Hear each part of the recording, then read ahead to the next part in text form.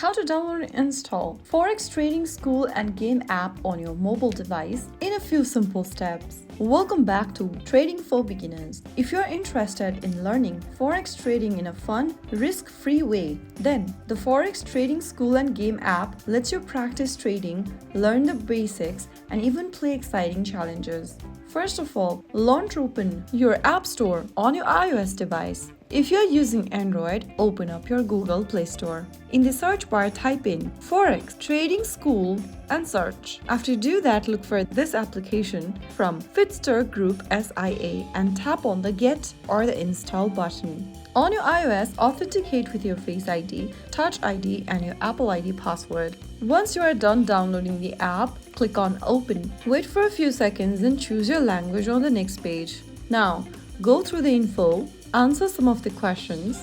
After answering all of the questions, the app will craft your learning experience, allow necessary permissions such as notifications if you want to be alerted, and you land in this homepage. The next thing you want to do is to go ahead and create a new account or log in with your Facebook or sync in with your Apple account. In order to do that, go to the upper left corner and tap the gear button from the home screen and select either login with Facebook or sign in with Apple option.